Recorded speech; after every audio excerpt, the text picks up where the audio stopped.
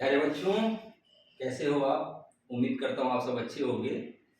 तो आप लोग के डिमांड के अनुसार और 10 दिन के टारगेट के अनुसार आज हमारा दूसरा जो लेक्चर रिकॉर्ड हो रहा है सब्जेक्ट वाइज, वो है मापन में त्रुटियां, यानी कि एरर्स इन मेजरमेंट। बहुत से लोगों की डिमांड आ रही है, कमेंट करते हैं कि सर 5 नंबर का जल्दी कराइए। कुछ बच्चे कमेंट करते हैं सर 1 नंबर 2 नंबर जल्दी कराइए। तो हमने पहले बताया था आप लोगों को एक सिस्टमेटिक वे में तो पढ़ना ही पड़ेगा, ऐसा नहीं कि आप भाग के कहीं चले जाओ। तो अभी हम लोग चैप्टर 1 कंप्लीट कर लें, फिर 5 नंबर पे सीधे आ जाएंगे, आपकी डिमांड भी पूरी करेंगे।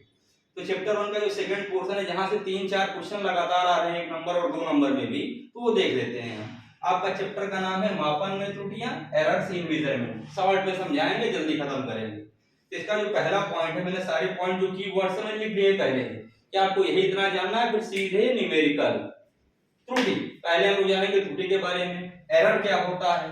तो आप लोगों ने अभी जब पहला मेरा इसके पहले का जो वीडियो देखा होगा, वहां भी आपने भौतिक विज्ञान की परिभाषा जानने के बाद में जो बेसिकली फर्स्ट चीज जानी, वो क्या जानी? भौतिक राशि। भौतिक राशि क्या है? वो राशि जिसको हम मापित कर सके।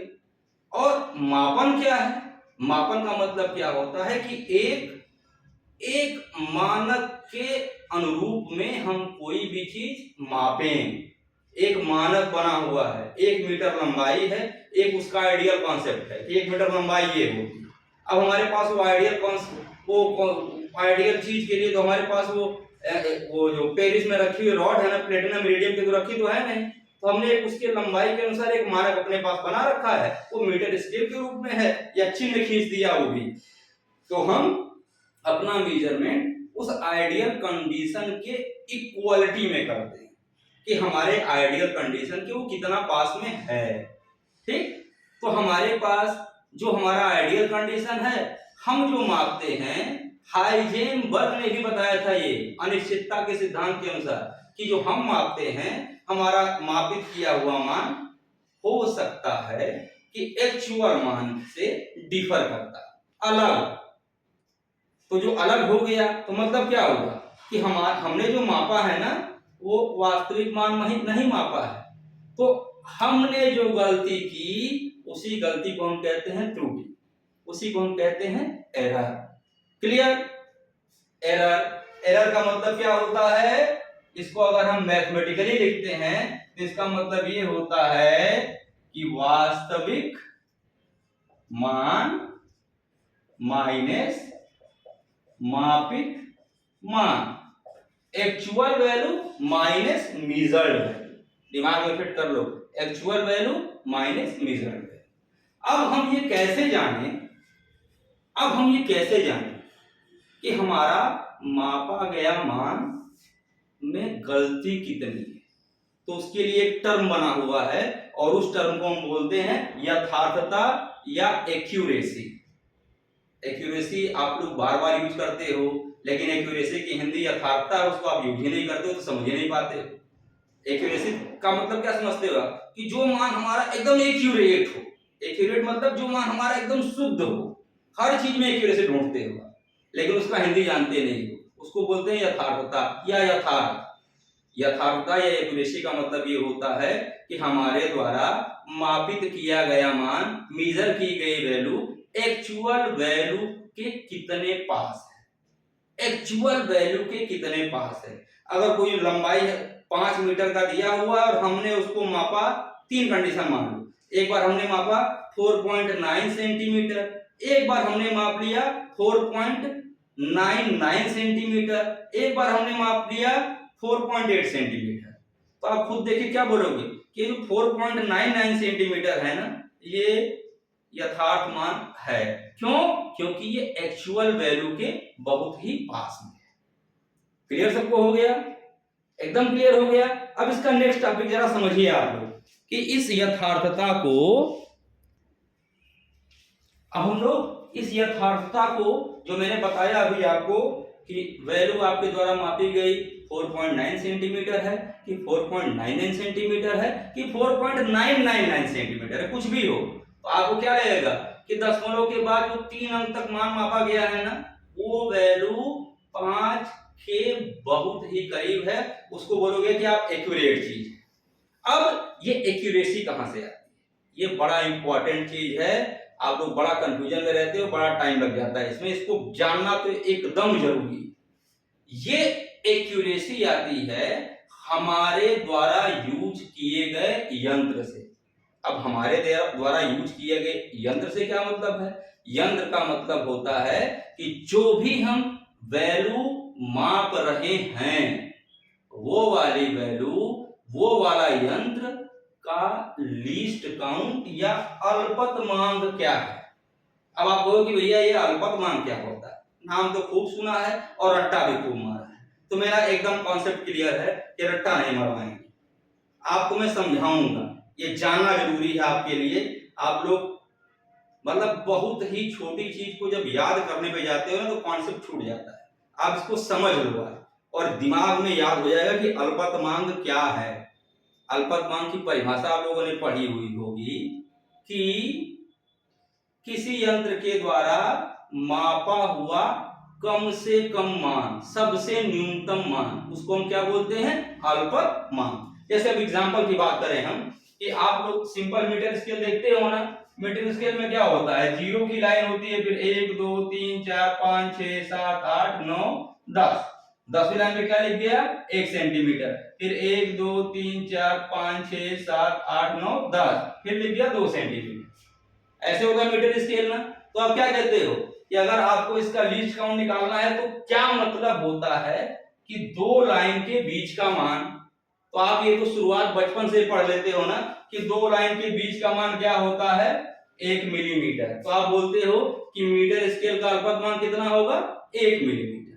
लेकिन अगर हम उसको जरा निकाल लें तो इसका मतलब होता है कि चूंकि पटरी पे स्केल पे कहीं नहीं लिखा हुआ 1 मिलीमीटर, आप इसको जानते हो कि 1 सेंटीमीटर बराबर 10 मिलीमीटर, तो दो खानों के बीच का मान 1 मिलीमीटर है। लेकिन आप इसको जरा उल्टा अगर समझोगे तो ये यहां से यहां तक का मान दिया हुआ है 1 सेंटीमीटर, और ये 1 सेंटीमीटर डिवाइड कितने भाग में किया गया है, 10 भाग में। ये कॉन्सेप्ट है लीस्ट काउंट का कि 1 सेंटीमीटर या कोई भी इंस्ट्रूमेंट है उसके दो वैल्यू के बीच में कितने खाने बने हुए हैं। तो 1 सेंटीमीटर बटा 10 बराबर हो जाएगा 0.1 सेंटीमीटर, या उसको बोलोगे आप 1 मिलीमीटर। तो दिस इज कॉन्सेप्ट, आपको क्या समझना है, कॉन्सेप्ट। और लिस्ट काउंट और कॉन्सेप्ट तो प्लीज इस वीडियो में आप समझ ही लेना, दोबारा नहीं समझाएंगे। तो एक ये बात हो गई।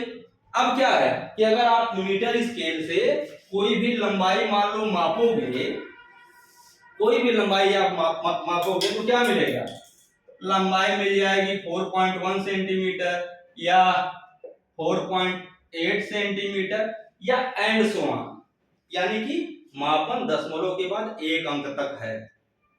ठीक, तो अब क्या है कि अगर कोई माप दशमलव के बाद एक अंक तक है, या अभी हमने किसी और यंत्र से माप दिया और मान निकल गया 4.84 सेंटीमीटर, किसी थर्ड यंत्र से माप दिया मान निकल गया 4.488 सेंटीमीटर।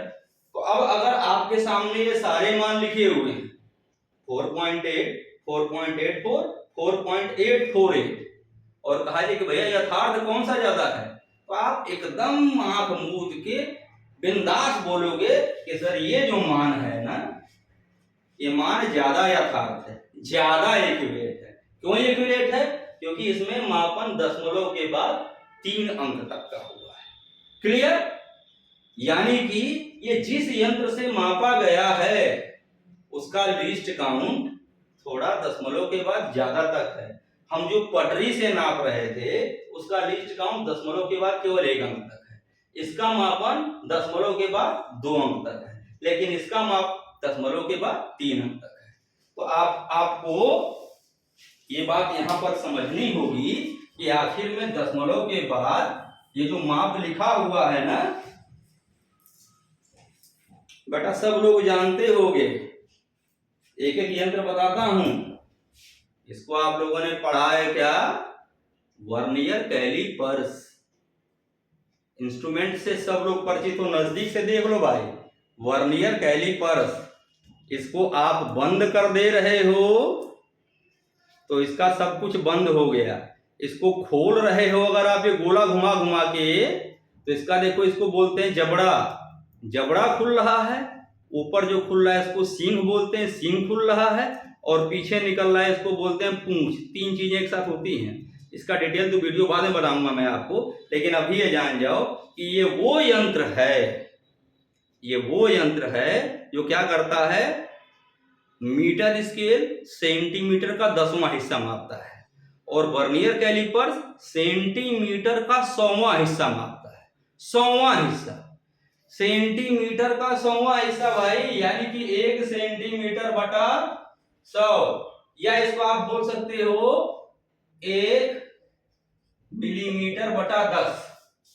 सेंटीमीटर का 100वां हिस्सा तो मिलीमीटर का 10वां हिस्सा। तो इसका लिस्ट काउंट क्या आएगा, 0.01 सेंटीमीटर या 0.1 मिलीमीटर। अब याद नहीं करना, वर्नियर कैलिपर्स वो यंत्र है जो सेंटीमीटर के 100वें हिस्से को माप सकता है, अर्थात ये दशमलव के बाद, अगर सीएम की बात करोगे आप, तो दशमलव के बाद 2 अंक तक ये मापन कर पाता है। मापता एक्चुअली में क्या है, लंबाई। मीटर स्केल क्या मापता है, लंबाई। जबड़े से हम बाह्य डायमीटर निकालते हैं, सींग से हम आंतरिक डायमीटर निकालते हैं, और पूंछ से हम गहराई निकालते हैं। क्लियर हो गई बात ये तो लिस्ट काउंट क्लियर हो गया होगा मुझे लग रहा है आपको कि ये सेंटीमीटर का 100वां हिस्सा करता है, तो ये इसका लिस्ट काउंट होगा। अब अगर हमें इससे भी छोटा मापना हो, दशमलव के बाद हमें और आगे बढ़ना हो, तो हमें वो यंत्र चाहिए जो दशमलव के बाद और अच्छा मापन कर सके। तो एक यंत्र और है जिसको आप बोलते हो स्क्रू गेज। स्क्रू गेज की कहानी क्या है, इसमें सिंपल कहानी है, इसको खोलते जाओगे इसका मुंह ऐसे खुलता जाएगा, और आपको पता है इसका मुंह 1 मिलीमीटर खुलने में 100 चक्कर लगाता है। 100 चक्कर, बाद में डिस्क्राइब करूंगा इसको अगले वीडियो में मैं।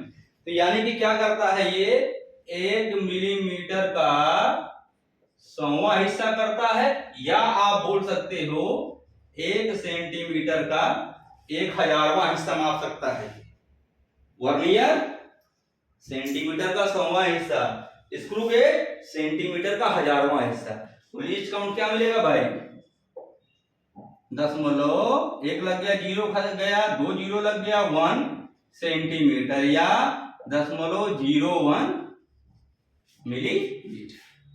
तो ये लिस्ट काउंट है, और ये लिस्ट काउंट डिसाइड करता है कि किसी यंत्र के द्वारा मापा गया मान कितना यथार्थ होगा, कितना एक्यूरेट होगा। आगे मैं इंस्ट्रूमेंट के बारे में डिटेल समझाऊंगा आपको, तो ये मुझे लग रहा है कॉन्सेप्ट क्लियर हो गया होगा। अब आपके दिमाग में एक बात और आएगी, सर ये तो ये सिंपल वाला चीज बता दिए, कुछ भारी चीज नहीं बताया अल्पतमांक को समझने के लिए। तो अभी का अभी वो भी समझ लो आप लोग अगर मान लो कि आपके पास में कोई एक अमीटर है, अमीटर का स्क्रीन कुछ ऐसे दिखता है, ये मान लो कि अमीटर लिखा हुआ है, यहाँ 0 लिखा है, 1 लिखा है, 2 लिखा है, 3 लिखा है, 4 लिखा है, 5 लिखा है, यानी कि यह मीटर ऐसा है, और एक बीच में लगी हुई सुई है, ये सुई टिकी हुई है यहाँ पे। हमने किसी इंस्ट्रूमेंट में जोड़ दिया है कि भाई करंट बताओ कितना करंट है, तो सुई यहाँ तक टिकी हुई है, और यहां से यहां तक 1 2 3 4 5 खाने, मान लो कि 5 खाने में ये 0 से लेके 1 एम्पियर तक डिवाइड है 5 खाना, और सुई हमारी कुछ यहाँ टिकी हुई है। अब हमें को इसका लिस्ट काउंट जानना है, तो सिंपल बात है कि यहां से यहां तक वैल्यू है 1 एम्पियर डिवाइड है 5 खानों में, तो इसका लिस्ट काउंट क्या हो जाएगा, 0.2 एम्पियर। ऐसे किसी भी यंत्र को ले लो आप देख लो कि जो बीच के खाने जहां पे नंबर नहीं लिखा होगा है, उसमें हमको ये पता लगाना होता है कि किन्हीं 2 खानों के बीच की वैल्यू कितनी है, तो आप निकाल सकते हो इस तरह से। आई होप आप लोग इस लिस्ट काउंट को समझ जाओगे। अब बाकी 1-2 बार रिवाइज करना, एकदम क्लियर हो जाएगा आपको। अब हम बढ़ते हैं बेटा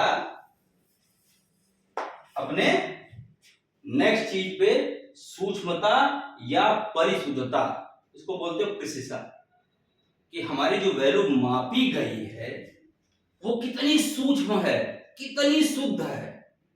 तो शुद्ध का मतलब क्या हुआ, शुद्ध का मतलब क्या निकला, कि हमारी द्वारा मापी गई वैल्यू एक्चुअल वैल्यू के कितना क्लोज है। तो इसके लिए सिंपल सा एक कॉन्सेप्ट है कि ये प्रोपोर्शनल होता है 1 लीस्ट काउंट के, 1 लीस्ट काउंट के। यानी कि आप बोल सकते हो कि अल्पतमांक के व्युत्क्रमानुपाती जिस यंत्र का अल्पतमांक जितना कम होगा, जितना कम मतलब क्या हुआ कि दशमलव के बाद जितना आगे तक वो माप ले, उसकी सूक्ष्मता या उसकी परिशुद्धता उतनी ही ज्यादा। क्लियर? क्लियर हो जाएगा। अब लास्ट चीज पे हम आ जाए, इस चैप्टर के थ्योरेटिकल पोर्शन है लेकिन बड़ा इंपॉर्टेंट है भाई, त्रुटियों के प्रकार। तो त्रुटियों के देखो मेन 2 प्रकार हैं, एक को हम बोलते हैं क्रमबद्ध त्रुटियां या सिस्टमेटिक एरर, और दूसरे को बोलते हैं हम अनियमित त्रुटि या रैंडम एरर। नाम से लग रहा है सिस्टमेटिक, सिस्टमेटिक क्रमबद्ध यानी क्रम से चलने वाला, और अनियमित या रैंडम, कभी भी कुछ हो सकता है। तो हम ये पूरी कहानी जितनी लिखी हुई है, सिस्टमेटिक एरर के टाइप है स्थिर त्रुटि, यंत्र के कारण त्रुटि, व्यक्तिगत त्रुटि, बाह्य कारणों से त्रुटि। हम फटाफट चलते हैं, सबको बताते हैं जल्दी जल्दी में, क्योंकि 5 नंबर में चीज आता है तो फटाफट जान जाओ। स्थिर त्रुटि क्या होती है, इसको समझो कि कोई यंत्र डिजाइन किया गया है और यंत्र में ही कोई मैन्युफैक्चरिंग डिफेक्ट है। जैसे मान लो कोई तार बनाया गया, अब तार क्या है कि तार में कहीं पर मोटाई उसकी पतली है और कहीं पर मोटाई उसकी चौड़ी है, फिर कहीं पतली है कहीं चौड़ी है, तो अब ये स्थिर त्रुटि हो गया कि आप उसको चेंज नहीं कर पाओगे। उसके कारण जो रीडिंग आपका चेंज होगा वो कॉन्स्टेंटली लगातार चेंज ही रहेगा। अब उस तार का डायमीटर अगर आप मेजर करोगे ना तो कहीं पर कम, कहीं पर ज्यादा, कहीं पर कम, कहीं पर ज्यादा आता है। दूसरा, यंत्र के कारण त्रुटि। यंत्र के कारण त्रुटि का मतलब तो बड़ा गजब का चीज, यंत्र के कारण त्रुटि। बड़ी कहानी इसकी लंबी है कि आप कोई मशीन है, 2 तरह से होता है, उसको आप लगातार यूज कर रहे हैं, लगातार यूज करते करते उसका डेटा मिट गया, वो उसका कुछ ढीला पुर्जा हो गया, तो वो यंत्र के कारण त्रुटि हो गया। दूसरा क्या है कि अगर हम कह लें कि मान लो कि मार्केट में आप थर्मामीटर खरीद के ले आए और थर्मामीटर में जो हमारा जो नॉर्मल टेम्परेचर है 98.6, अगर उसमें जो लाइन खींचना चाहिए 98.6 पे, अगर सपोज कर लो कि लाइन वो नीचे थोड़ा सा खींच गया है वो, या लाइन ऊपर थोड़ा सा खींच गया, अब आप डॉक्टर के पास गए, वही थर्मामीटर रखा हुआ है और आपने चेक कराया अपना मेजरमेंट, आपको मान लो कि उसमें लाइन नीचे खींची हुई है, आपको बुखार है 100 डिग्री का, लेकिन लाइन नीचे खींचने से वो दिखा रहा है 98.6, तो डॉक्टर क्या बोलेगा, अरे तुम पागल बना रहे हैं, तो बुखार वगैरह कुछ नहीं, चलो यहां से जाओ। गलती किसकी? मशीन की, आपको फायदा नहीं हुआ। लेकिन अगर इसका उल्टा हो जाए कि लाइन ऊपर खींच गई है, आपको बुखार नहीं है, आपका टेम्परेचर 98.6 डिग्री है, लेकिन जब उसने लगाया लाइन ऊपर खींची हुई दिखाया 100 डिग्री, तो अब क्या कहानी बनी कि आपको बिना बुखार होते हुए भी आप दवा लेना शुरू कर दो, हाँ मुझे दिक्कत थोड़ी सी लग रही है, इंजेक्शन लग जाएगा और वो आपके ऊपर कहीं ना कहीं उसका असर निकल के आएगा। इसको बोलते हैं यंत्र के कारण त्रुटि। नेक्स्ट आपका बना व्यक्तिगत त्रुटि। व्यक्तिगत त्रुटि क्या है कि जो हम अपने अनुसार ही गलती कर रहे हैं, अपने आप ही गलती कर रहे हैं, हमको दिखाई सब कुछ पड़ रहा है, हम आलू तोड़ाने के लिए गए हुए हैं, हमने कहा कि 1 किलो आलू दो, तो दुकान वाला क्या कह रहा है कि नहीं थोड़ा सा भाई पलड़ा और बढ़ना चाहिए, वो तो बराबर दिख रहा, सोना तोल रहे हो क्या, तो आगे ले रहे हो या पीछे ले रहे हो, या आप कोई रीडिंग लिख रहे हो तो जानबूझ के गलती कर रहे हो, उसको हम बोलते हैं व्यक्तिगत त्रुटि। और लास्ट में है बाह्य कारणों से त्रुटि। बाह्य कारण मींस क्या हो कि आप लेबोरेटरी में मान लो कि प्रैक्टिकल कर रहे हो, आप सिंपल पेंडुलम का प्रैक्टिकल करने गए हो, आपने लैब पर क्या कर दिया, मेज के ऊपर आप लगाए अपना स्टैंड और वहां पर धागे में वो लोलक लटका दिया है, और लोलक को क्या किया आपने कि एक तरफ ले गए छोड़ दिए, अब वो लोलक टनाटन इधर से इधर, इधर से इधर मोशन कर रहा है, एक बच्चा स्टॉप वॉच लिए खड़ा है और वो टाइम नोट कर रहा है, 1 दोलन 2 दोलन 3 दोलन 4 दोलन 30 तुरंत का समय ये हुआ, लिखा गया तुरंत स्टॉप वॉच रोक के। लेकिन उसी बीच में क्या हुआ कि एक दूसरा बच्चा है आया और जिस मेज पे प्रैक्टिकल हो रहा है उसने एक लात मार दी। अब लात मार दी तो क्या होगा कि जो टाइमिंग है वो डिस्टर्ब, अब जब टाइमिंग डिस्टर्ब तो रीडिंग काफी गलत आ जाएगी। तो इस तरह की त्रुटियां जो होती हैं उसे हम कहते हैं बाह्य कारकों की त्रुटि, बाह्य कारणों से त्रुटि। तो ये तो आपके 4 चीजें ऐसे हैं जो कि क्रमबद्ध सिस्टमेटिक है। नेक्स्ट आपका लास्ट पॉइंट आता है अनियमित त्रुटि, यानी कि रैंडम एरर। रैंडम एरर के बारे में हम कोई प्रेडिक्शन नहीं कर सकते हैं कि एरर कैसे होगा। सिंपल रैंडम एरर क्या है कि आप भाई ओम्स लॉ का प्रैक्टिकल करने के लिए गए और क्या हुआ कि अचानक ही वोल्टेज घट गया या अचानक वोल्टेज बढ़ गया, अचानक वोल्टेज घट गया या अचानक वोल्टेज बढ़ गया, तो आपकी रीडिंग डिस्टर्ब हो जाएगी। तो अगर इस प्रकार से कोई एरर आता है तो उसे हम कहते हैं रैंडम एरर या अनियमित त्रुटि। बेटा इसके सेकंड क्वेश्चन में भी देखते हैं ना, 3 प्रॉब्लम हमने लिए, छोटे छोटे से प्रॉब्लम लिए हुए हैं जो कि एग्जाम में अक्सर घुमा के पूछते हैं। जैसे पहला क्वेश्चन ये लिखा हुआ है कि 5.00 5.000 में अधिक यथार्थ मान कौन सा है। अभी कॉन्सेप्ट तो आप समझ गए हो, फटाक से तुरंत बोलोगे कि सर 5.000। क्यों भाई? इसमें माप दशमलव के बाद 3 अंक तक हुआ, दशमलव के बाद 3 अंक तक हुआ है, यानी कि इसकी सूक्ष्मता ज्यादा है। तो ये तो बात क्लियर है, सबको कोई दिक्कत नहीं है। लेकिन अभी मैं ये पूछ लूं, इसी में घुमा के जरा पूछ लिया जाए, भाई ये बताओ कि ये तीनों जो मान हैं वो किस यंत्र से मापे गए हैं। इसी का क्वेश्चन घुमा के किससे मापे गए हैं। तो आप सिंपल है, दशमलव के बाद 1 अंक तक मापन, यानी कि वो यंत्र जिसका अल्पतमांक 0.1 सेंटीमीटर। तो यंत्र क्या हो गया? Metre scale. दशमलव के बाद 2 अंक तक मापन, यानी कि वो यंत्र जिसका अल्पतमांक 0.01 हो, यानी कि वो 1 सेंटीमीटर को 100 खानों में डिवाइड करता हो, वर्नियर कैलिपर। और दशमलव के बाद 3 अंक, यानी कि वो यंत्र जिसका माप सेंटीमीटर का 1000वां हिस्सा माप सके, इट मींस की स्क्रू गेज। तो दोनों तरह से क्वेश्चन आप सॉल्व कर सकते हो, कोई टेंशन नहीं है। अब दूसरा क्वेश्चन सार्थक की परिभाषा आप लोगों ने खूब पढ़ी होगी, तो 4-10 उसके वो हैं की पॉइंट्स, उसको याद कर लो भैया। सार्थक अंक कैसे देखते हो? सार्थक एक्चुअली में क्या होता है कि किसी माप को व्यक्त करने के लिए हम जितने अंकों का प्रयोग करते हैं उसे हम सार्थक अंक कहते हैं। तो जैसे कोई भी क्वेश्चन इस पे पूछा जाता है अक्सर ही 20.0341 कितने सार्थक अंक है, तो आप सीधे बताओगे कि 1 2 3 4 5, वो शून्य अशून्य फला फला फला पावर जितने भी हैं, अब उसको देख लेना, नियम जरूर पढ़ लेना एक बार। अब एक कॉन्सेप्ट और इस चैप्टर में है राउंडिंग ऑफ। राउंडिंग ऑफ आप लोग ध्यान देते नहीं हो, जिंदगी भर लोग गलती करते हैं राउंडिंग ऑफ में। जैसे लिखा गया है ना कि 0.01949 को दशमलव के बाद 3 अंक तक राउंडिंग ऑफ कीजिए, 3 अंक तक, यानी कि दशमलव के बाद 1 2 3 4 5 अंक हैं, अंत के 2 अंकों को हटाने हैं। ठीक है, अब क्या नियम होता है इसका ये समझ लो। अभी 0.01949 लिखा है, राउंडिंग ऑफ हम पहले करेंगे इस 9 का, 9 को हटाएंगे। तो हमारा सिंपल कॉन्सेप्ट ये होता है कि अगर जिस अंक को हटाना है अगर वो 5 के ऊपर है तो उसके पहले वाले अंक में 1 जोड़ देते हैं, तो इसका राउंडिंग ऑफ हो जाएगा 0.0195। ठीक, क्लियर हो गई बात ये। अब क्या कहानी होती है कि अगर अंतिम अंक 5 से बड़ा नहीं है, अंतिम अंक 5 से बड़ा अगर नहीं है, तो अंतिम अंक अगर 5 ही है तो अंतिम अंक 5 होने पे हम ये चेक करते हैं कि उसके पहले वाला अंक ऑड है कि इवन है, ऑड है कि इवन।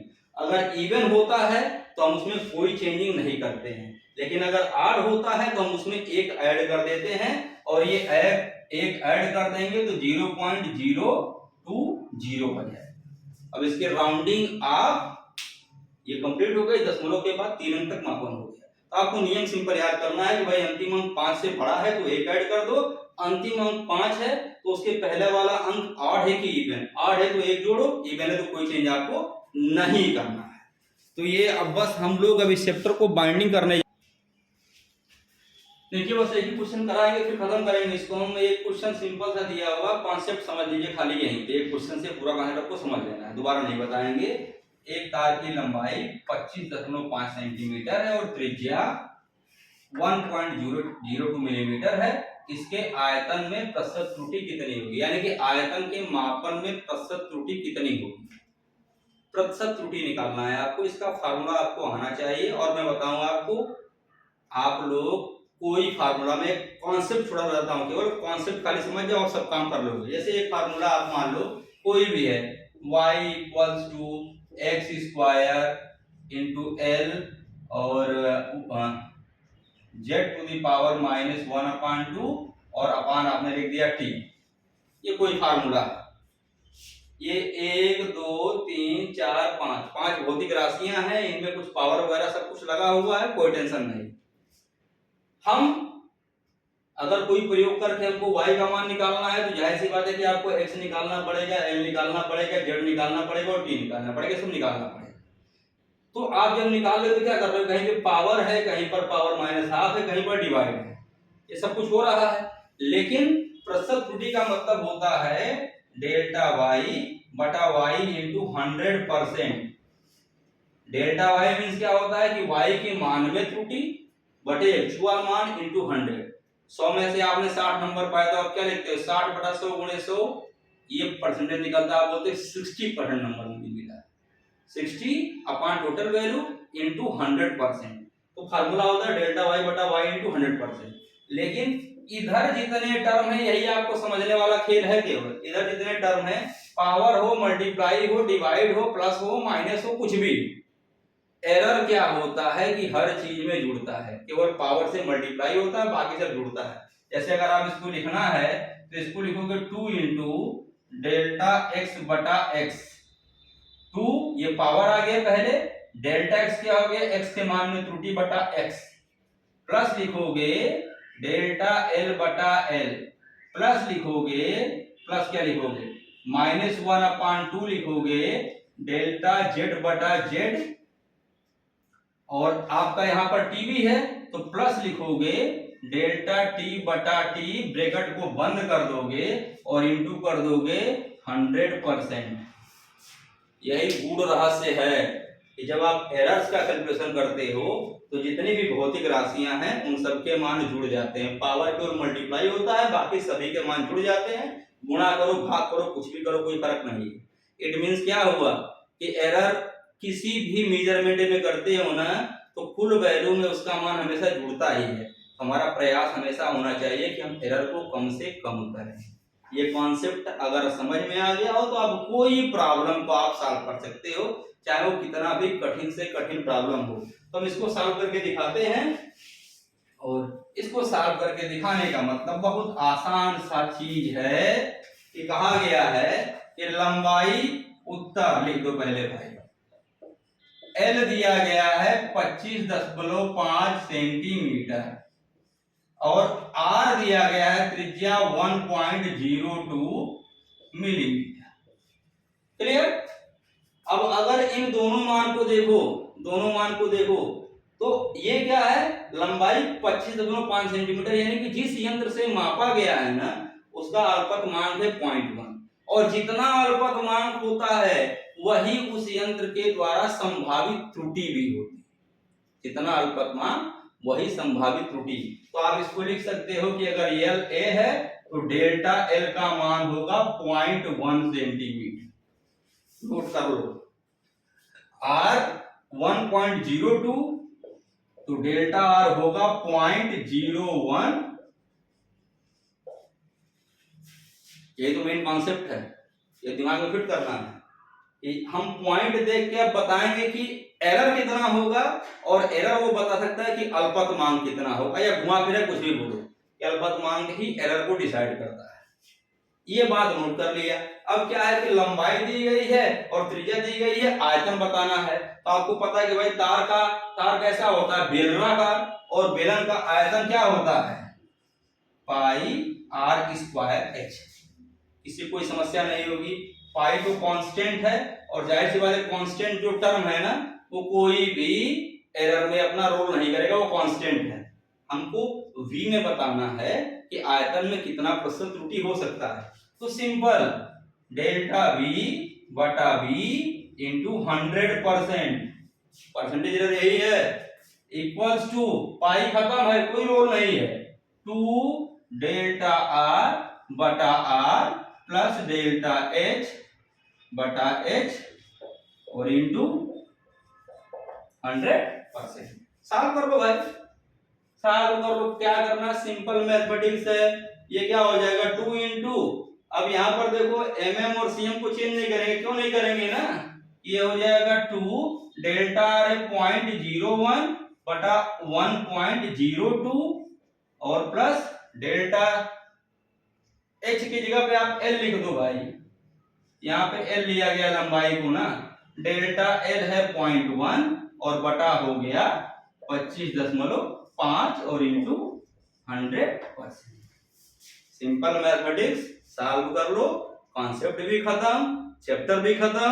अब से सबसे मेरा वही रिक्वेस्ट कि जिन लोगों ने भी अभी तक सब्सक्राइब नहीं किया है, अगर पसंद आ रहा हो मेरी टीचिंग तो मेरे चैनल को सब्सक्राइब जरूर कर लें। दूसरी बात कि आप कमेंट में कोई भी चीज लिख के पूछोगे, मैं रिस्पांस सबको करता हूँ, रिस्पांस करूंगा भी करूंगा।